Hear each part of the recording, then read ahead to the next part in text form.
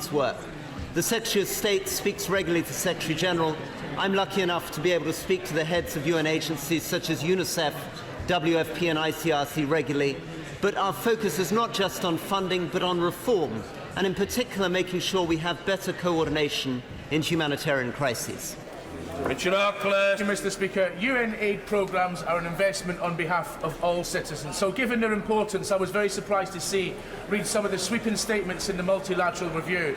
Does the Secretary of State accept that if institutions are to be reformed, and perhaps it should be done with cooperation with all Member States and not at the unilateral discretion of her department? Minister Stewart. We believe very, very strongly that reform should be done with other Member States and as part of a coalition. As the honourable members pointed out, the Multilateral Development Review has pointed to issues where we think further reform is needed. But the United Nations is central to Britain's response around the world, and in fact we're contributing £1.6 billion this year in our work with the United Nations, addressing some of the most vulnerable people on the planet. Desmond Swain. What success has been had in recruiting Gulf states to work through the UN system and encouraging them to support our UN reform agenda? Minister. Well, clearly Gulf states, who are increasingly large parts of the economy of the world, are central to humanitarian response. There have been significant contributions coming from the Gulf, from Saudi, from UAE and Qatar, and the Secretary of State is continuing to encourage those contributions, particularly to the famines in the Horn of Africa. And Hussein. Thank you, Mr. Speaker. As President Trump slashes aid spending, it is more important than ever that globally outward-looking nations who live up to their responsibilities, not shirk it, fill the aid funding gap. So will the Minister commit to working with our partners on increasing their aid spending to show that despite Brexit, the UK can still be a global leader embracing its global responsibilities? Stewart. The answer is, Mr. Speaker, that we agree absolutely with this. It's central that other countries meet their targets. We are very, very proud to be able to stand tall in the world, particularly at a time when children are starving to death, and that's why the Secretary of State is leading international coalitions to increase the international commitment to these desperate issues. Order. Topical questions. Alan Brown. Topical number 1, Mr. Speaker. Stay. Britain's small charities do amazing, often highly innovative work in some of the poorest places in the world. Giving the small charities a boost now with the financial fund that I spoke about, and I urge all colleagues on both sides of the House to encourage small charities in their constituencies to come forward when the funds open this summer. Brown. Thank you, Mr. Speaker. The Secretary's already acknowledged last Friday was World TB Day. Hopefully the Secretary is aware there's an emerging threat of the disease becoming drug resistant. So can she advise what steps is the government taking to eradicate the TB epidemic and provide treatment for drug resistant strains? Now, he raises a very, very important point, and of course TB is a deadly disease that affects so much of the world. We are demonstrating great leadership in this country on how we can tackle but invest in TB as well, alongside AMR, which is a big agenda that the UK has led on. So we are funding more work through the Ross Fund, as I highlighted earlier on, but also through our research reviews too. To Poulter. Thank you, Mr. Speaker. My right honourable friend will be aware of the stigma that exists against people with mental ill health and the poor provision of mental health care services in many low and middle income countries. What steps is her department doing to combat this problem? Well, we should be listening to the doctor. He had an important message. I'm not sure it was fully heard. Secretary of State. My honourable friend is absolutely right to raise this important issue of mental health in regards to the global goals and the international disability framework. And of course DFID is working across the world, specifically through agencies, but also in countries such as Ghana, where we are integrating our research with also how we can do more with their health systems to deliver the right kind of support. Andy Slaughter. Speaker, both the Secretary of State and the Foreign Secretary have visited Ethiopia this year, the second largest recipient of UK bilateral aid. Meanwhile, British citizen Andy Tsege has been on death row for over 1,000 days, having been show trialled and illegally kidnapped. What is the Secretary of State doing to return Mr Tsege to his family in London? Secretary of State. honourable gentleman's question, I'm working with my right honourable friend, the Foreign Secretary, on this issue, because this is how we demonstrate joined-up government, but also demonstrate leadership on some of these issues and the difficult consular cases. Freer! Thank you, Mr. Speaker. Could my right honourable friend tell me what steps her department is taking to support women and girls, given the Trump administration's reintroduction of the Mexico City policy? Well, I'm delighted to confirm, and this is an issue that my honourable friend has raised with me previously, when it comes to support for family planning around the world in light of America's policies as well. We are hosting a conference, Mr. Speaker, in July this year, alongside Bill Gates and others, to continue to demonstrate UK leadership on this issue, while also challenging others to step up, and in particular to work with the private sector on this as well. Longfield. Thank you, Mr. Speaker. I recently met with Youth Stop AIDS campaigners from my constituency who are optimistic about the government's International Family Planning Summit in July, but they're concerned to ensure HIV is an integral part of the conference. Can the Secretary of State assure me that an HIV organisation will be included in the civil society steering group that's being set up to advise on planning for the summit? The honourable gentleman raises a really important point, both about the summit, but also about HIV/AIDS and representation from civil society. I can give him a complete assurance that we are not only engaging with them, we are working with them, and their voices will be at the heart of what we do in terms of further policy work and development. Michael Tomlinson. Mr. Speaker, my constituents want to see value for money and transparency in the international aid system. What more can the Secretary of State do to ensure that this happens? Well, he's right to raise the valuable issue of value for money.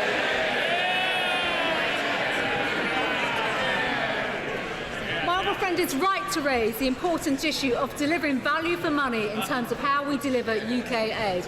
And I can give him complete assurance, as I can the entire House, Mr. Speaker, that through the reforms that we are undertaking, every pound of UK aid and how it's spent will deliver taxpayers' money, and we will deliver for the world's poorest. Jeff Smith. Mr. Speaker, even before the famine, South Sudan had one of the highest maternal mortality rates in the world. But now the UN estimates that 33,000 pregnant women are on the brink of extreme hunger. Does the Secretary of State agree on the need for specific aid focused on maternal health, sanitary products and the education of girls and women? The honourable gentleman will know that the UK leads when it comes to maternal health, but also the support that we give and the advocacy as well for women and girls around the world. We will continue to do that, and of course the areas that he highlights are crucial to our leadership, but also the work and the way UK aid is spent in this area too. Chris Green. Speaker, while some people have concerns with the idea of linking trade with aid, does my right honourable friend agree with me that the rule of law that goes to trade fosters a wider development of healthy legal practice? Well, as I've said, Mr. Speaker, in earlier remarks, when it comes to prosperity and economic development, the UK leads in this area, and he is right to make the case and highlight that we do not tie aid and trade, but there is a role for governance and building the prosperity agenda. That is effectively what we are doing through DFID's economic development strategy.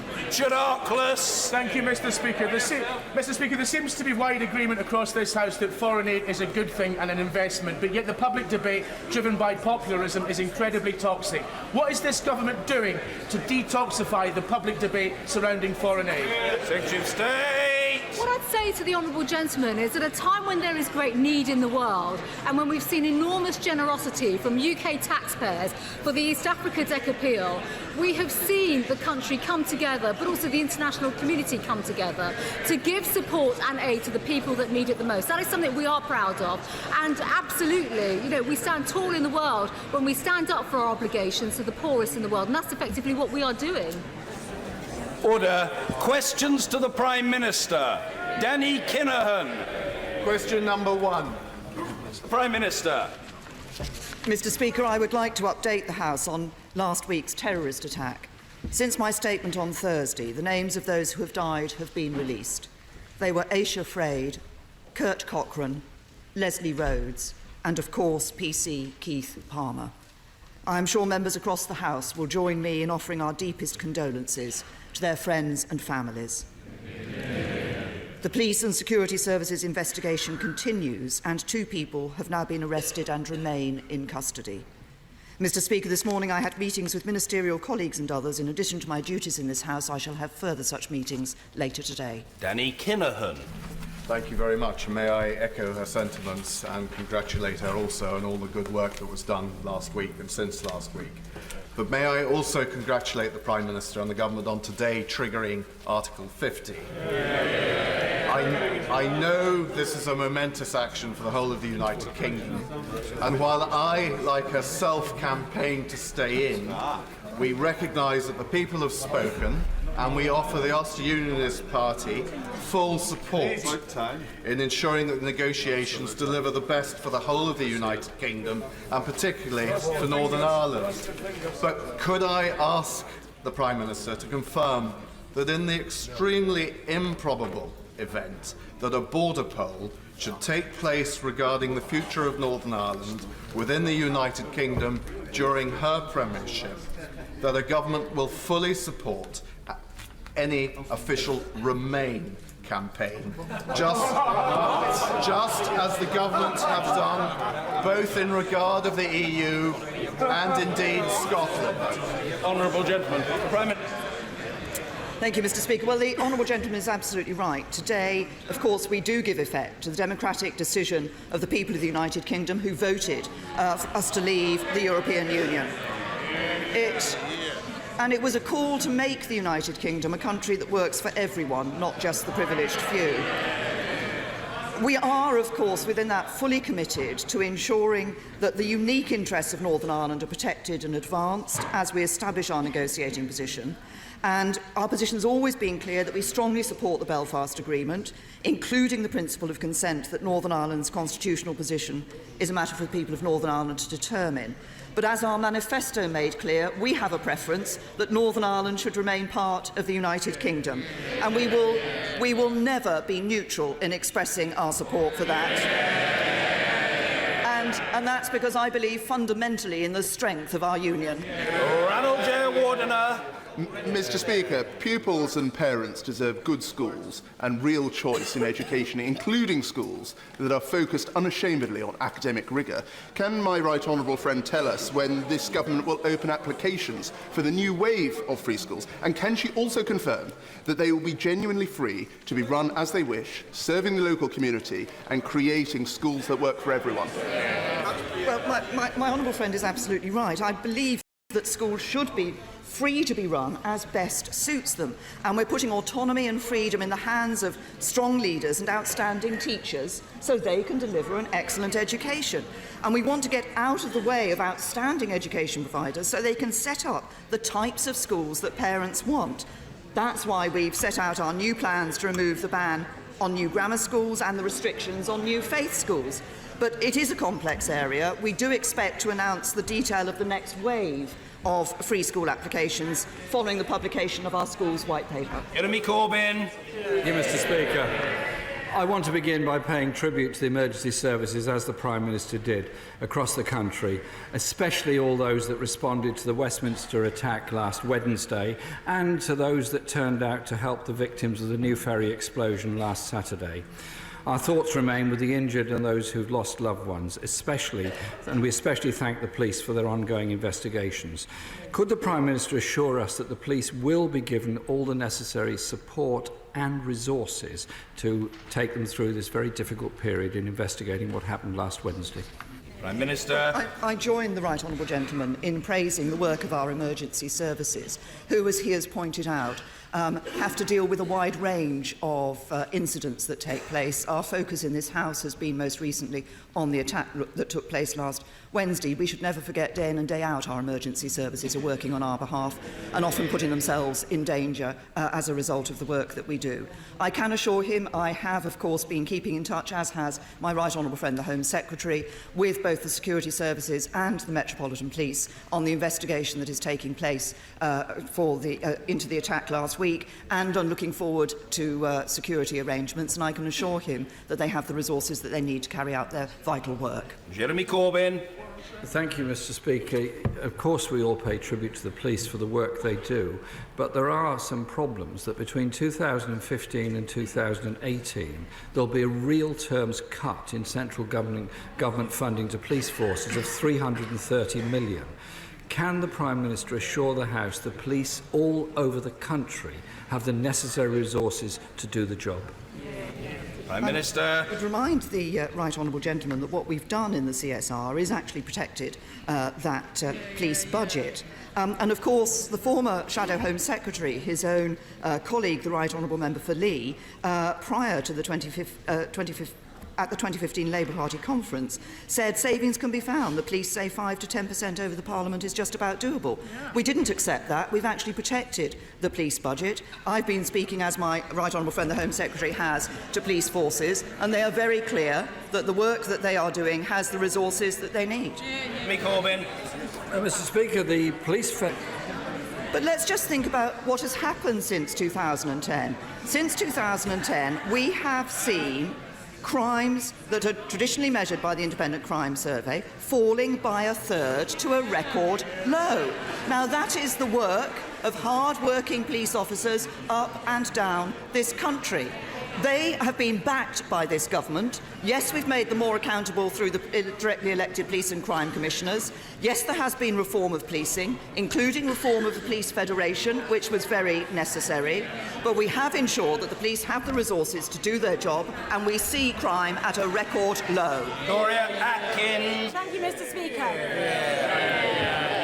The Royal Air Force is preparing to fly Typhoons from RAF Coningsby in my constituency to Romania to support our NATO allies on the border with Russia. This is as President Putin is locking up his political opponents and crushing calls for democracy. Will my right honourable friend confirm, as we leave the EU, that the United Kingdom will continue to lead NATO in defending this vital border, and will she pay tribute to the armed forces who safeguard our democracy at home and abroad? Prime Minister. I'm very happy, Mr. Speaker, to join my honourable friend in paying tribute to the men and women of our armed forces. They are the best in the world, and they work tirelessly to keep us safe, and we owe them every gratitude for doing so. I can also assure her that our commitment to collective defence and security through NATO is as strong as ever. We will meet our NATO pledge to spend 2% of GDP on defence every year of this decade. And we plan to spend £178 billion on our equipment plan to 2025. And she has referred to the work that is being done by the Royal Air Force in relation to Romania. Of course, with NATO, we're deploying a battalion to Estonia and a reconnaissance squadron to Poland, and I think that shows our very clear commitment to our collective security and defence. Angus Robertson. We associate ourselves with the condolences of the Prime Minister and the leader of the Labour Party, and the praise for the emergency and the security services in and after the wake of the appalling terrorist atrocity last week. Mr. Speaker, last year the Prime Minister promised that before she would trigger Article 50 on leaving the European Union, that she would secure a UK-wide approach and agreement with the government. Last year, the Prime Minister did make that promise, and she promised there would be an agreement with the governments of Scotland, Wales and Northern Ireland before triggering Article 50. The Prime Minister has now triggered Article 50, and she's done so without an agreement. There is no agreement. Why has she broken her promise and broken her word? Prime Minister. I've been very clear throughout, and since the first visit I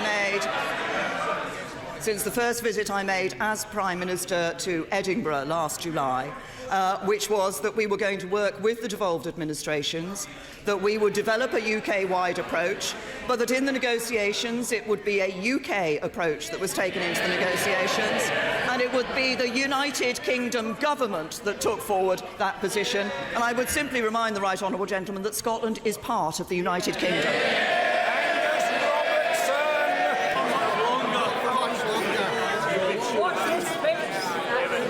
People viewing will note that the Prime Minister did not deny that she would seek a UK-wide approach and agreement with the governments of Scotland, Wales and Northern Ireland, and there is no agreement. Mr. Speaker, the Scottish Government was elected with a higher percentage of the vote with a bigger electoral mandate than the UK Government. Yesterday, the Scottish Parliament voted by 69 to 59 that people in Scotland should have a choice about their future. After the negotiations of the European Union are concluded, there will be a period for democratic approval of the outcome. That choice will be exercised in this Parliament, in the European Parliament, and in 27 member states of the European Union. Given that everybody else will have a choice at that time, will the people of Scotland have a choice about their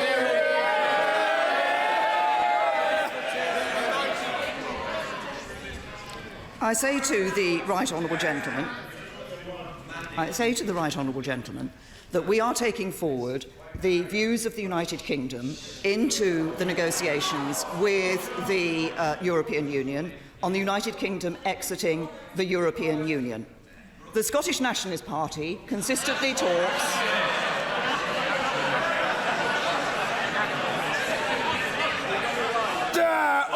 Miss Cherry, this is very unseemly heckling. You are a distinguished QC. You wouldn't behave like that in the Scottish courts. You'd be chucked out.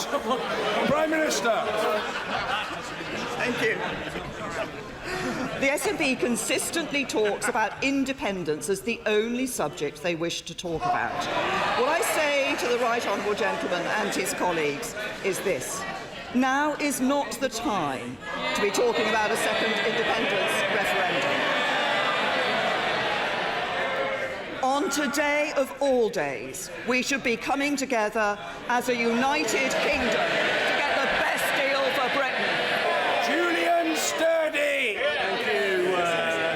Thank you, Mr. Speaker. Improving vocational and technical education is vital to closing our productivity gap. So, can the Prime Minister assure me that vocational education will enjoy equal status with academic education so that as we leave the EU, our young people can be equipped to build the high-skilled economy of the future? Prime Minister.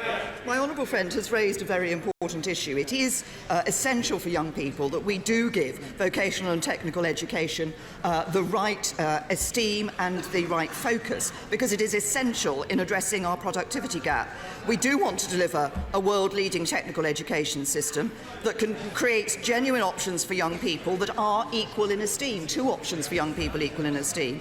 And of course, at the budget, my right honourable friend, the Chancellor, announced a significant package of investment to implement the most ambitious post-16 reforms since the introduction of A-levels 70 years ago. We're going to be investing an extra £500 million a year in England's technical education system and introducing maintenance loans to support those studying high-level technical qualifications at prestigious institutes of technology and national colleges. Bill Esterson. Thank you, Mr. Speaker. The Treasury Select Committee says that having to fill in a tax return every 3 months means that many smaller companies face disaster. The Federation of Small Business says that the extra annual cost is likely to be at least £2,700 a year. This is yet another burden on business from this government. She got it wrong on national insurance. Is she going to backtrack now on tax returns as well?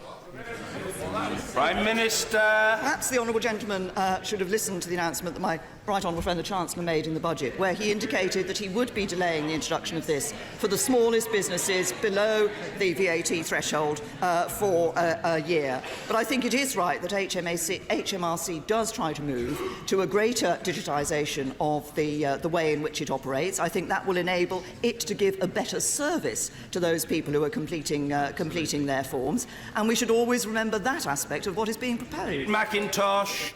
Thank you, Mr. Speaker. I welcome the additional money the government has given for adult social care, but it's important we also look at long-term solutions.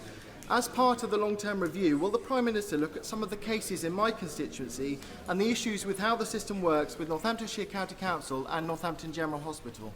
Prime Minister. Say to my honourable friend that he's right. I'm grateful for his welcome for the extra money, the £2 billion that was announced by my right honourable friend, the Chancellor, the budget that is going into social care. This shows that we have recognised the pressures and demands on social care, but it is also important that we ensure that best practice is delivered across the whole of the country. It isn't just about money. So we are trying also to find a long-term, sustainable solution which will help local authorities to learn from each other, to raise standards across the whole system, and we will bring forward proposals in a Green Paper later this year to put the state-funded system on a more secure and sustainable long-term footing. Corbyn. Thank you, Mr. Speaker. As Home Secretary, the Prime Minister clearly didn't protect police budgets. Last week, she told me 4 times we have protected the school's budget. Does she still stand by that statement? Prime Minister. We have protected schools' budgets, and we're putting record funding into schools. Corbyn. Well, today, Mr. Speaker, the Public Accounts Committee says of the Department of Education that it does not seem to understand the pressures that schools are already under. And they went on to say that funding per pupil is reducing in real terms, and goes on to say schools' budgets will be cut by £3 billion, equivalent to 8% by 2020. Is the Public Accounts Committee wrong on this? Prime Minister. What we see over the course of this Parliament is £230 billion going into our schools. But what matters is the quality of education that we see in our schools. 1.8 million more children in good or outstanding schools, and a policy from this government to ensure that every child gets a good school place. Jeremy Corbyn. Mr. Speaker, the daily experience of many parents who have children in schools is that they get letters from the schools asking for money. One parent, Elizabeth, wrote to me to say she's received a letter from her daughter's school asking for a monthly donation to top up the reduced funds that her school is receiving. This government's cuts to schools are betraying a generation of our children. If the Prime Minister is right, then the parents are wrong, the teachers are wrong, the IFS is wrong, the National Audit Office is wrong, the Education Policy Institute is wrong, and now the Public Accounts Committee, which includes 8 Conservative members in it, is also wrong. So which organisation does back the Prime Minister's view on education spending in our schools? Prime Minister. I have to say to the right honourable gentleman that, as I've just said to him, we said we'd protect school funding, and we have. A real terms protection for the schools budget. We said we'd protect the money following children into schools, and we have. The schools budget reaches £42 billion as pupil numbers rise in 1920. But I also have to say to him that it is about what the quality of education that the children are receiving. 1.8 million more children in good or outstanding schools than under the Labour government. But I also say this to the right honourable gentleman because time and time again he stands up in PMQs and asks questions which would lead to more spending. Let's just look at what he's done recently. On the 11th of January, more spending. On the 8th of February, more spending. On the 22nd of February, more spending. On the 1st of March and the 8th of March, more spending. On the 15th of March and the 22nd of March, more spending. Barely a PMQs goes by that he doesn't call for more public spending. When it comes to spending money that they haven't got, Labour simply can't help themselves. It's the same old Labour, spend today and give somebody else the bill tomorrow. Well, we won't do that to the next generation. Closed question, Mr. Bill Wiggin. Question 11. The Prime Minister. Thank you, Mr. Speaker. I'm sure everyone in the House will want to join me in paying tribute to the thousands who worked in munitions factories in both world wars, often in very dangerous conditions, and they produced vital equipment for the armed forces that helped us to victory. I'm sure my honourable friend will recognise that for practical reasons it's not possible to pursue individual awards, but I know that the Department for Business would be happy to work with him to look at further ways to recognise the collective effort of former munitions workers. Bill Wiggin. I thank my right honourable friend for that answer.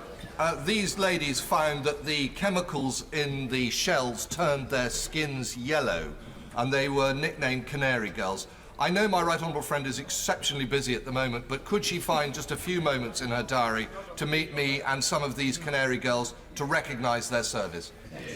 Prime Minister. I would be very happy to do that. I'd be very happy to meet some Canary Girls. As I said, they did work which was vital to the war effort. They did work which in one sense was absolutely routine, but in another sense was extremely dangerous, and I think we should recognise the efforts that they put in. Carolyn Harris. Thank you, Mr. Speaker. The Prime Minister will be aware that the Welsh Labour Government has established a children's funeral fund. Many independent and leading funeral providers like the Cooperative and Dignity have also indicated there will be no charges for children and young people's funerals. I know the Prime Minister is a compassionate woman, and I know she understands the importance of a children's funeral fund. Will she agree to work with me to establish this fund to bring some comfort to bereaved parents in their darkest hour? Prime Minister. First of all, pay tribute to the honourable lady who has been campaigning tirelessly on this issue, and obviously is not just a passionate campaigner, but has spoken on many occasions movingly in this House about her own experience, which she is bringing to bear on this issue. And I welcome the decision that's been taken by the Co-op to waive the funeral fees, and I recognise the actions of the Welsh Government. We do want to, of course, there is some financial support available. We are looking at this issue and the problems faced by parents, and we're looking at what more can be done through a cross-government piece of work. And I will ask the Minister for the Cabinet Office, who is leading on that piece of work, to meet with her and talk about the ideas. David T.C. David. Thank you, Mr. Speaker. As the Prime Minister will know, the budget gave an extra £200 million to the Welsh Labour Government in order to provide business rate relief.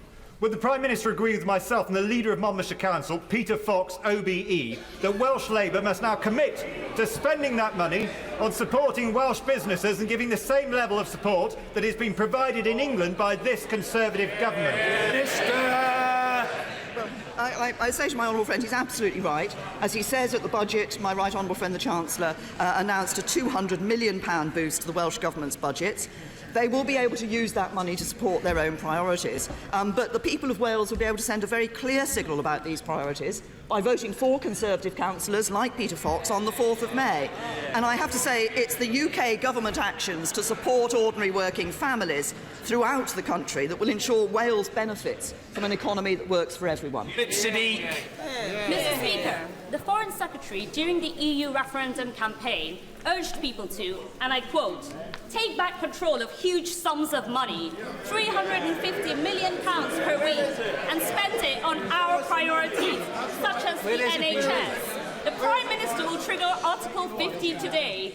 Can the Prime Minister confirm precisely when she wants to fulfil the promise made by her Cabinet colleague who is sitting on the front bench smirking at the British public? Prime Minister.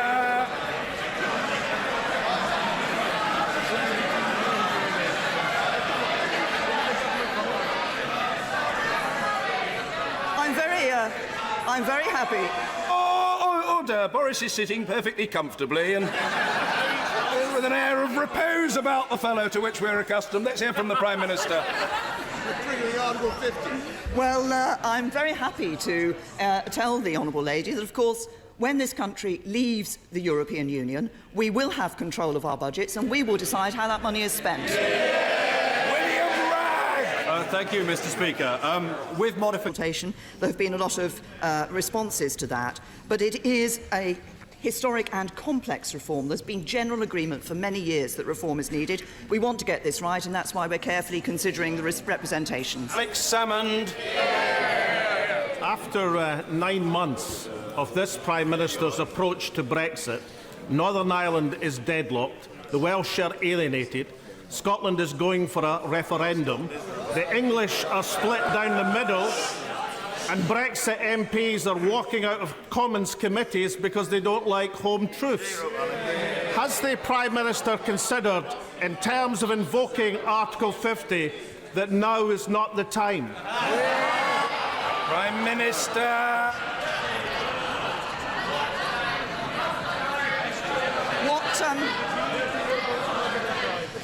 What the UK government is doing in invoking Article 50 is putting into practice the democratic vote of the British people on the 23rd of June last year in a referendum. There was a referendum in 2014 in Scotland when the Scottish people voted to remain part of the United Kingdom. I suggest the Right Honourable Gentleman and his colleagues puts that into practice. Matt Warman. Mr. Speaker, 3/4 of my constituents voted to leave the European Union. Does the Prime Minister agree with me that as she triggers Article 50, it marks a watershed moment, not only for this country's control of immigration and our sovereignty, but also for listening to the views of people who were forgotten for far too long? I absolutely agree with my honourable friend. Not only, in invoking Article 50, not only are we putting into place in practice the views of the British people as set out in that referendum on the 23rd of June last year, but crucially that was not just a vote about leaving the EU. It was a vote about changing this country for the future. And this government has a clear plan for Britain that will change this country, that will see us with a more global outlook, a stronger economy, a fairer society and a more united nation. Mrs. Marianne Fellow. Thank you, Mr. Speaker. The people expect the Prime Minister to follow her party's manifesto and to abide by a majority vote of this Parliament. So, why does she say that the First Minister of Scotland should do the opposite? Prime Minister. What I say is that at this point in time, as we face this historic moment of invoking Article 50 and setting in process the negotiations for the future of this country and its relationship with the European Union, now is the time for us all to pull together and not try to hang apart. Derek Thomas. On Friday, thousands of people will be up and down this country raising funds and awareness of brain tumour research. Many of these people will know family members who've had brain tumour research or will be suffering from them. Yet, brain tumour research only receives about 1% of all research funding for cancer, and yet it kills more. It's a bigger cancer killer of people children, adults under 40. Will the Prime Minister join me in commending all these people raising awareness and funds, and also see what more we can do to increase funding for brain tumour research? Prime Minister. This is a very important area. I believe in this area also the UK does have a good record of research on brain tumours, and that is important, but he's absolutely right. The people who are raising funds for this important cause should be commended. As he says, many of them will have had personal experience in one way or another of brain tumours, and I think it is important that we recognise that there are many killers out there which don't often receive the publicity and support of others, and we should recognise their importance and commend those who are raising funds. Thank you, Mr. Speaker. And as we enter the world of Article 50, can the Prime Minister say what she's doing to ensure national and local government prioritise the purchasing and the buying of British goods and services? Although I have to say, a record as Home Secretary on police vehicles doesn't give us much cause for optimism. Prime Minister. Well, we have, as a government, been encouraging the procurement of British goods and services. I would say he asked what we can do for local authorities. If people around the country want local authorities that are going to take their best interest into heart, then they should vote Conservative. Thank you, Mr. Speaker. Can I congratulate my right honourable friend, the Prime Minister, on invoking Article 50 today? And does she agree with me that this is the end, this needs to be the end of the phony war, the end of posturing, as we've heard from the other benches, and focus now on the detail for every industry, every sector and every community to get a bespoke deal that we can all get behind? Prime Minister! I absolutely agree with my honourable friend. Now is the time for us to come together, to be united across this House and across this country to ensure that we work for the best possible deal for the United Kingdom and the best possible future for us all. Nigel Dodds! Thank you, Mr. Speaker. The Prime Minister has been rightly emphasising her determination to deliver for all constituent parts of the United Kingdom on this historic day. And whilst others are content to moan and whine, we want to see that delivery happen, and we're confident that she will make that happen. And in Northern Ireland, while some have walked away from their responsibilities in terms of devolution, we want to see devolution up and running, to have a functioning Northern Ireland government, and we have set no preconditions in the way of that. If others continue to stay away from devolution and walk away, will she pledge to work ever more closely with those of us in this House to defend and protect the interests of Northern Ireland? I think we say to the right honourable gentleman, we all want to work together to ensure that we can protect the best interests of Northern Ireland. I think, as he does, as he's just said, that ensuring that we have strong devolved government in Northern Ireland is important for the future. It's important so that we can build on the significant progress that has been made in recent years for the people of Northern Ireland, and I would urge all parties to come to the talks with a view to finding a way through this so that Northern Ireland once again can be restored to devolved government. James Berry. Thank you, Mr. Speaker. Would the Prime Minister agree that social media companies need to take action now to remove extremist and hate material from their platforms proactively, and to foot the bill for the police who are currently doing their dirty work at the taxpayers' expense? This whole question of working with the companies to ensure that extremist material is removed as quickly as possible is one that is not new. It has been going for a number of years. Of course, through the Counter-Terrorism Internet Referral Unit, we do have the process that enables the police to take material down. 250,000 pieces of material have been taken down since February 2010 from the internet, and there's been a significant increase in that activity in the last couple of years or so. But I know my right honourable friend, the Home Secretary, will be meeting the companies later this week to talk to them about this very important issue. We don't want to see extremist material on the internet. What we do want to see is companies taking action to remove material that is encouraging hate and division. Alison McGovern. Thank you, Mr. Speaker. Late on Saturday night, a massive explosion devastated New Ferry in my constituency. We're thinking of all those who are hurt, but Mr. Speaker, it is a miracle more people were not injured. The community now faces significant dereliction, so will the Prime Minister join with me in thanking all of those who looked after my community over the weekend and in recent days? And will she arrange for me a meeting with the Secretary of State who can discuss how the government can help us rebuild New Ferry? Prime Minister. I'm very happy to do both of those things, tell the Honourable Lady. First of all, to commend and thank all of those who work so hard in the emergency services and others to support her local community when this devastating explosion took place. And of course, that work will continue. It doesn't just happen over the weekend. There will be support, I'm sure, being given to the community into the future. And I'm very happy to ask the Secretary of State for Communities and Local Government to meet with her and discuss how that community can be rebuilt and can overcome the impact of this explosion. Order. Statement. The Prime Minister. Thank you, Mr. Speaker. Today, the government acts on the democratic will of the British people, and it acts too on the clear and convincing position of this House. A few minutes ago in Brussels, the United Kingdom's permanent representative to the EU handed a letter to the President of the European Council on my behalf, confirming the government's decision to invoke Article 50 of the Treaty on European Union. The Article 50 process is now underway, and in accordance with the wishes of the British people, the United Kingdom is leaving the European Union. This is an historic moment from which there can be no turning back. Britain is leaving the European Union. We are going to make our own decisions and our own laws. We are going to take control of the things that matter most to us. And we are going to take this opportunity to build a stronger, fairer Britain, a country that our children and grandchildren are proud to call home.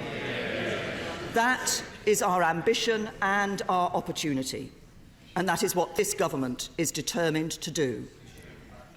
Mr. Speaker, at moments like these, great turning points in our national story, the choices we make define the character of our nation. We can choose to say the task ahead is too great. We can choose to turn our face to the past and believe it can't be done.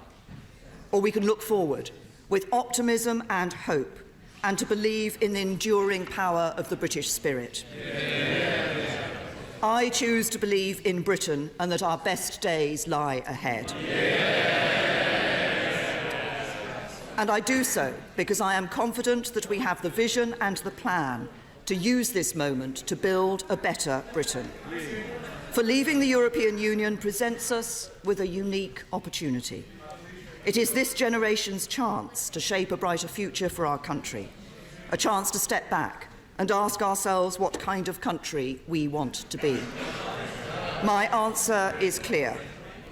I want the United Kingdom to emerge from this period of change stronger, fairer, more united and more outward-looking than ever before. I want us to be a secure, prosperous, tolerant country, a magnet for international talent, and a home to the pioneers and innovators who will shape the world ahead. I want us to be a truly global Britain, the best friend and neighbour to our European partners, but a country that reaches beyond the borders of Europe too. Can I just apologise for having to interrupt the Prime Minister? Mr Boswell, calm yourself. You've got to try to learn to behave in a statesmanlike fashion. That's your long-term goal. It may be very long-term, but it should be a goal. And what I say to the House is this. You can study the record. I will want all colleagues to have the chance to question the Prime Minister. But this is a very important statement, and I think it is reasonable to expect that the Prime Minister gets a courteous hearing, and then every other colleague should get a courteous hearing. The Prime Minister. Mr. Speaker, I want us to be a truly global Britain, the best friend and neighbour to our European partners, but a country that reaches beyond the borders of Europe too. A country that goes out into the world to build relationships with old friends and new allies alike. And that is why I have set out a clear and ambitious plan for the negotiations ahead. It is a plan for a new, deep and special partnership between Britain and the European Union. A partnership of values, a partnership of interests, a partnership based on cooperation in areas such as security and economic affairs, and a partnership that works in the best interests of the United Kingdom, the European Union and the wider world. Because perhaps now more than ever, the world needs the liberal democratic values of Europe. Values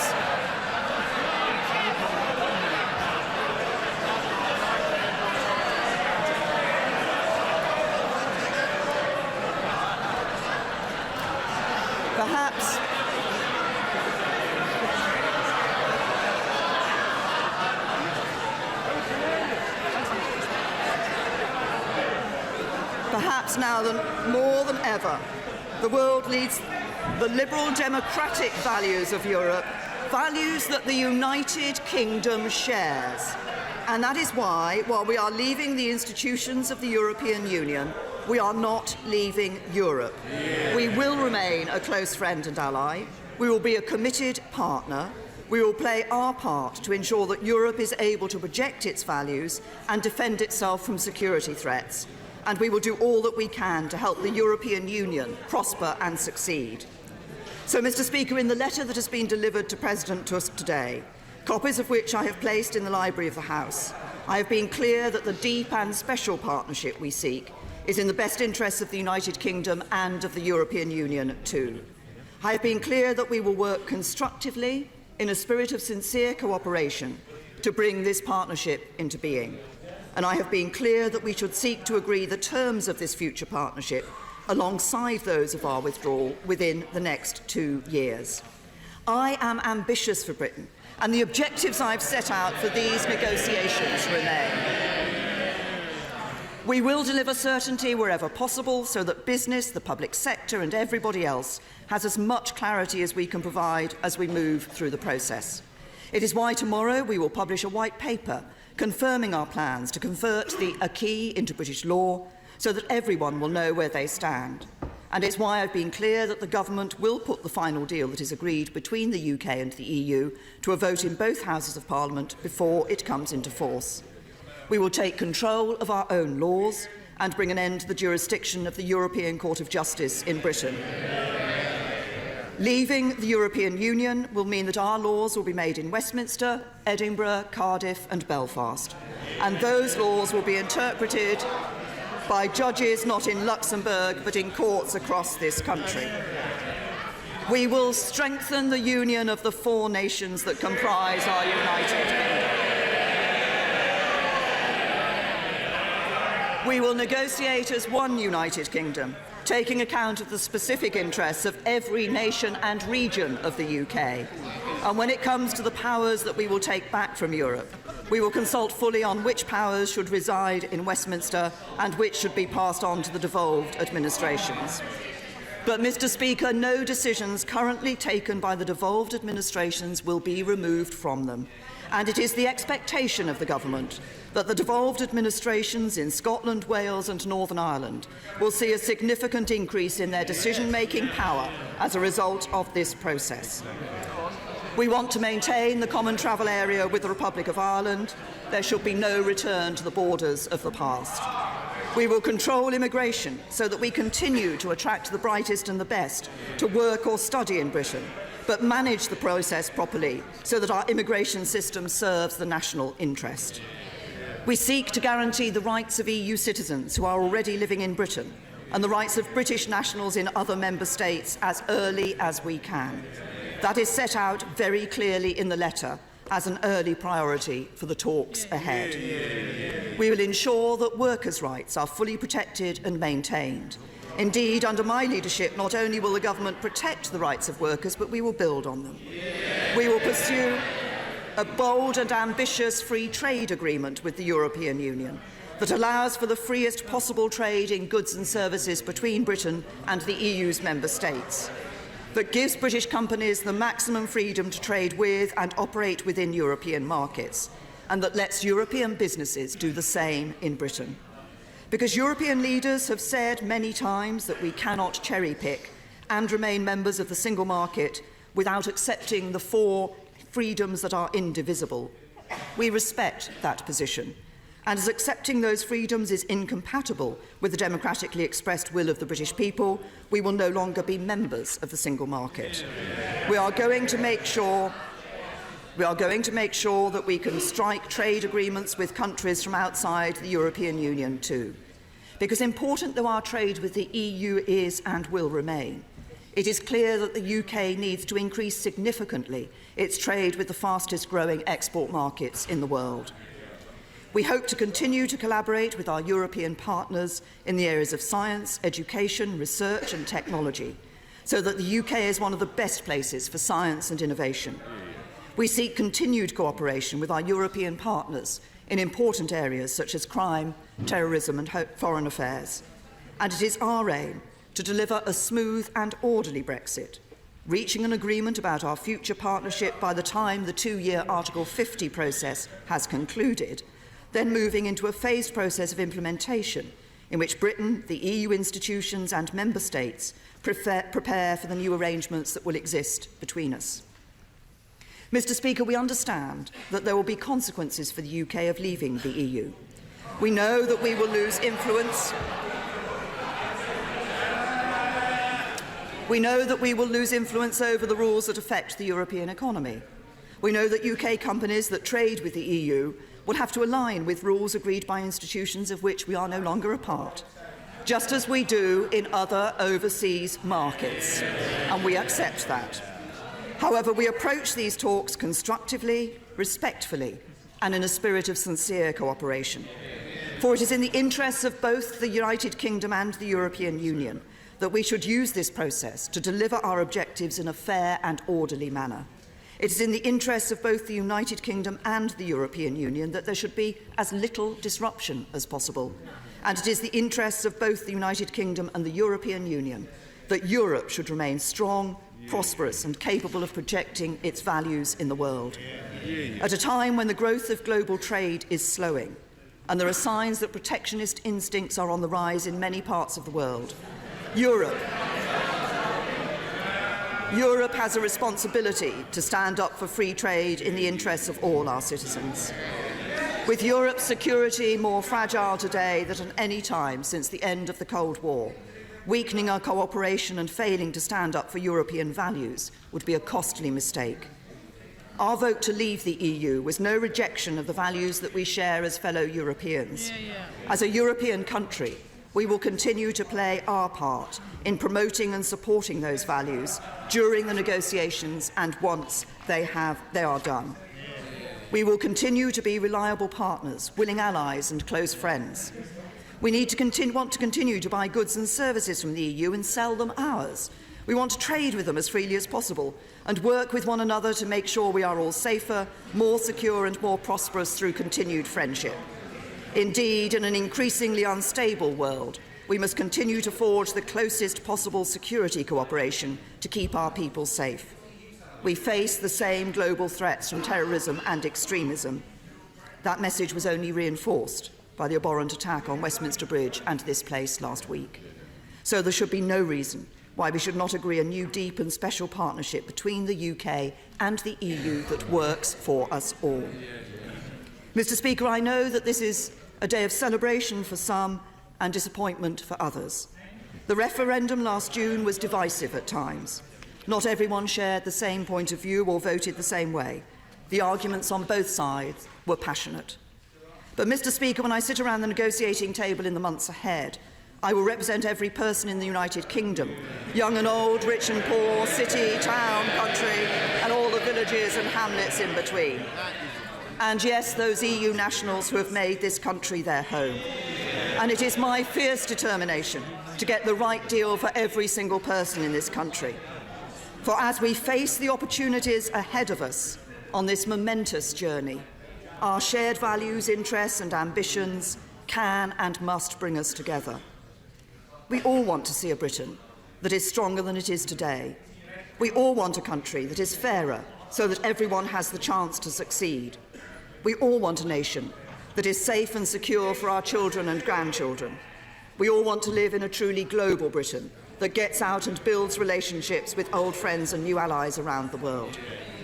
These are the ambitions of this government's plan for Britain, ambitions that unite us so that we are no longer defined by the vote we cast, but by our determination to make a success of the result. We are one great union of people and nations with a proud history and a bright future. And now that the decision to leave has been made and the process is underway, it is time to come together.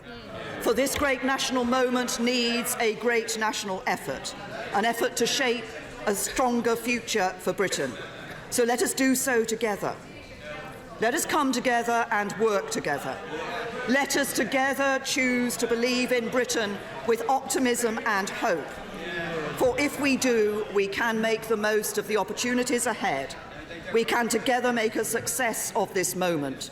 And we can together build a stronger, fairer, better Britain. A Britain our children and grandchildren are proud to call home. I commend this statement to the House.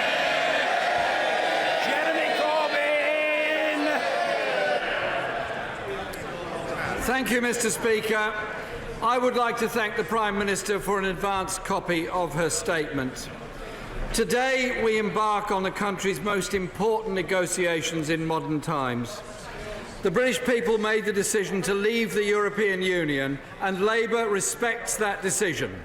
The next steps along this journey are the most crucial. And if the Prime Minister is to unite the country, as she says she aims to do, the government needs to listen, consult and represent the whole country, not just the hardline Tory ideologues on our own benches. Britain is going to change as a result of leaving the European Union. The question is how. There are Conservatives who want to use Brexit to turn this country into a low-wage tax haven.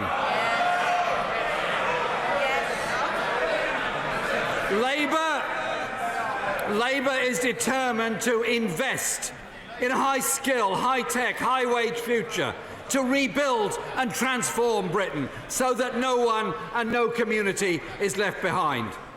Mr. Speaker, the direction the Prime Minister is threatening to take this country in is both reckless and damaging.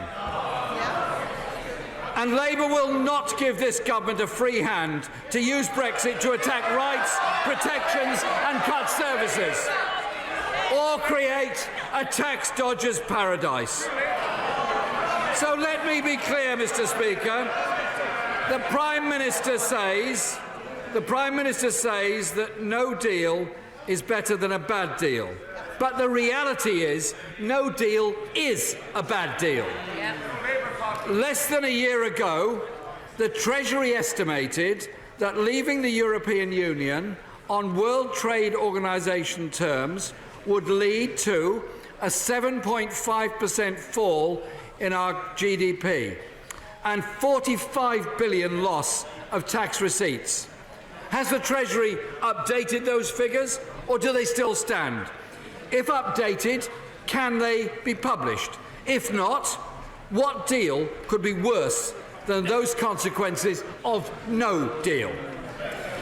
It would be a national failure of historic proportions if the Prime Minister comes back from Brussels without having secured protection for jobs and living standards.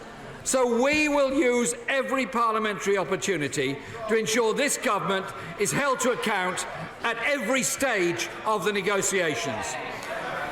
Mr. Speaker, we all have an interest in ensuring the Prime Minister gets the best deal for this country. To safeguard jobs, living standards, we do need full access to the single market. The Secretary of State for exiting the EU seems to agree on this.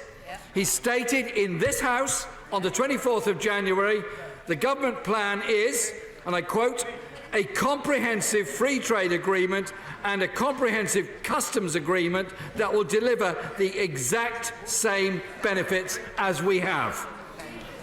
So that is what they pledged. So will the Prime Minister confirm today that she intends to deliver a trade and customs agreement with the exact same benefits? The same goes for protecting workers' rights and environmental standards, protecting Britain's nations and regions, protecting Britain's financial sector and services, and making sure there is no return to a hard border in Northern Ireland. And when, Mr. Speaker, does she expect to be able to guarantee the rights of all those EU nationals who live, work and make such a massive and welcome contribution to this country? And for those British nationals who live or in all parts of the European Union, including guaranteeing that their UK pensions will not be frozen post-Brexit. Mr. Speaker, Brexit would be a huge task for any government, yet so far they seem utterly complacent about the scale of the task ahead. The government ministers can't make up their minds about the real objective. The Foreign Secretary, he's here today, said in October, our policy is having our cake and eating it. How apposite from the Foreign Secretary. Today, the Chancellor on BBC Radio 4 said, we can't have our cake and eat it. Maybe they should get together and talk about it. These, at one level, Mr. Speaker, might seem like flippant exchanges from ministers, but they do reflect serious differences about Britain's negotiating aims. The government must speak with a united voice. However, the Foreign Secretary is the same man who promised our National Health Service £350 million a week once we left the EU. Now he believes that leaving the EU without a deal would be perfectly okay. It would not be perfectly okay. It would damage our economy and people's living standards. Will the Prime Minister confirm that she rejects such complacency? Labour has set out our test for this government's Brexit negotiations. And we will use all means possible to make sure we hold this government to their word on full access to the single market, on protecting Britain from being dragged into a race to the bottom, and ensuring our future relationship with the European Union is strong and cooperative, a relationship where we can work together to bring prosperity and peace to our continent. If the Prime Minister can deliver a deal that meets our tests, that will be fine. We'll back her. More than ever, Britain needs a government that will deliver for the whole country, not just the few. And that is the ultimate test of the Brexit deal that the Prime Minister must now secure. Prime Minister.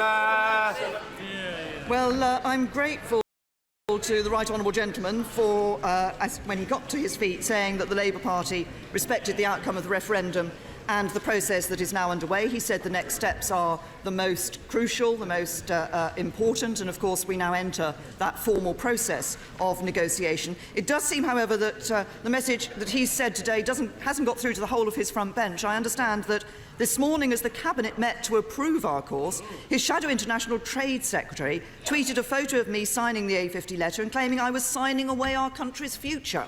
So I'm afraid that's what we see from Labour all too often, talking down Britain, desperate for the negotiations to fail, and out of touch with ordinary working people. Now, he's referred to the tests, which I'll come on to. He asked me specifically about EU nationals. I have expressly referred to this in the letter to President Tusk and made it clear that I would hope that we could deal with this issue of EU nationals here and UK nationals in other member states at as early as possible a stage in the negotiations. As I've said in this House before, I believe there is goodwill on both sides to do that. Now, he mentioned the Labour Party's tests, which they've set out for the negotiations, and I've been looking at those tests because actually there are principles that the government has time and time again said we're determined to meet. So he asks, will the final deal ensure a strong and collaborative future relationship with the EU? Yes, and in my letter to President Tusk, that's exactly what I set out our intentions to be. Will it deliver the same benefits we currently have as members of the Single Markets and Customs Union? We've been clear that we want to get the best possible deal and free and frictionless trade. Will the deal protect national security and our capacity to tackle cross-border crime? Yes. Will the deal deliver for all regions and nations of the UK?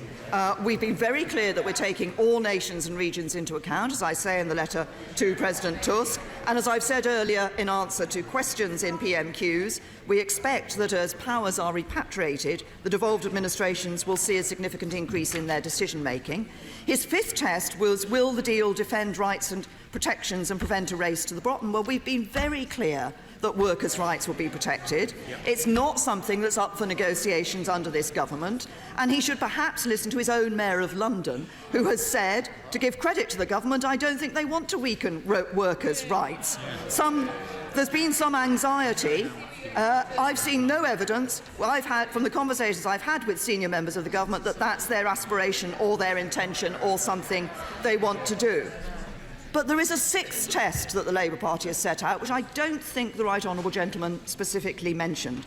And perhaps that's because of the confusion in the Labour Party. Because the sixth test is, will the deal ensure fair management of migration? And what we see on that is a confused picture from the Labour Party. The Shadow Home Secretary says freedom of movement is a worker's right. And the Right Honourable Gentleman himself said the following: Labour is not wedded to freedom of movement for EU citizens as a point of principle, but I don't want that to be misinterpreted, nor do we rule it out. Little wonder nobody has any idea what the Labour Party's position on that issue is. As I said earlier, on today of all days, we should be coming together.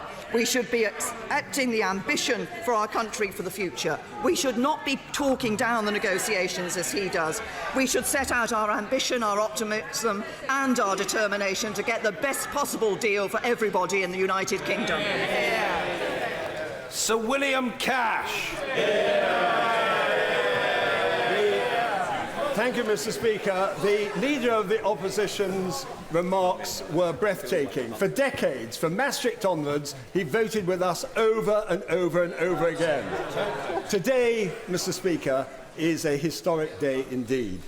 Can my right honourable friend reaffirm that at the very heart of this letter lies the democratic decision in the referendum of UK voters given to them by a sovereign act of Parliament by 6-1 in this House, enabling the British people to regain their birthright to govern themselves, for which people fought and died over generations.